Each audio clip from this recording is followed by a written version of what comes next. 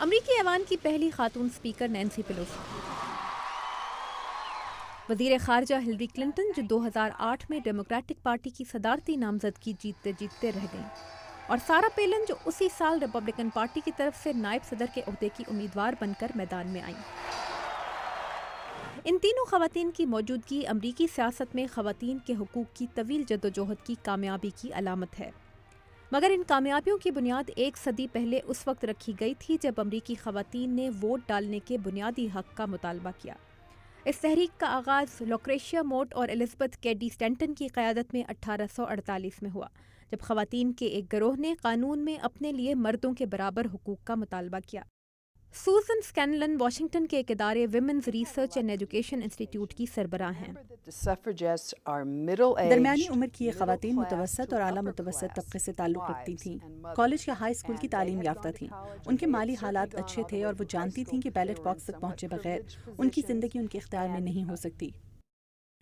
خواتین کی یہ تحریک امریکی سول وار کے آغاز پر دم توڑ گئی، مگر 50 سال بعد ایک خاتون وکیل ایلس پال نے اسی جدوجہد کو دوبارہ شروع کیا۔ 1913 میں امریکی صدر وڈرو ولسن کی حلف برداری سے ایک دن پہلے ایلس پال نے امریکی عوام کی توجہ حاصل کرنے کے لیے واشنگٹن کے پینسلوینیا ایونیو پر اپنی ہم خیال خواتین کی ایک پریڈ منعقد کروائی۔ اس وقت تک کسی نے کبھی اتنے مختلف رنگ و نسل کی، اتنے مختلف طبقات کی خواتین کو اپنے حقوق کے لیے اتنا سرگرم نہیں دیکھا تھا۔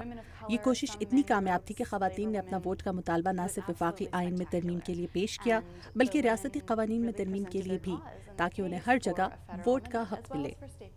خواتین کے ووٹ کے حق کی جدوجہد کو ذرائع ابلاغ کی توجہ تو ملی، مگر زیادہ عوامی حمایت نہیں۔ 1917 میں ان خواتین نے وائٹ ہاؤس کے سامنے دھرنا دینا شروع کر دیا، جو اس وقت کے لحاظ سے بڑی ہی عجیب بات تھی۔ کئی خواتین گرفتار ہوئیں، کئی کو جیل جانا پڑا، تب کہیں جا کر اس مقصد کو عوامی حمایت حاصل ہوئی۔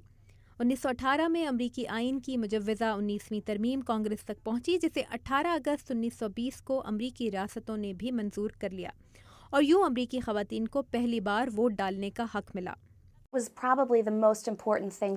یہ گزشتہ 100 سال میں خواتین کے حقوق کی جدوجہد کا سب سے بڑا سنگ میل تھا، جس سے انہیں مکمل شہری حقوق حاصل ہوئے۔ خواتین کی ذمہ داریاں اور فرائض تو اس سے پہلے اور بعد میں بھی وہی رہے، مگر ووٹ کا حق ملنے کے بعد انہیں بھی معاشرے کا برابر کا حصہ سمجھا گیا، جس کا ووٹ حاصل کرنا سیاسی امیدواروں کی ضرورت تھا۔ بعد میں اسی جدوجہد نے امریکی خواتین کے لیے شادی اور طلاق کا حق، جائیداد میں حصے اور مردوں کے برابر اجرت کے مطالبات آگے بڑھائے، جن میں سے کئی اب بھی پورے ہونا باقی ہیں۔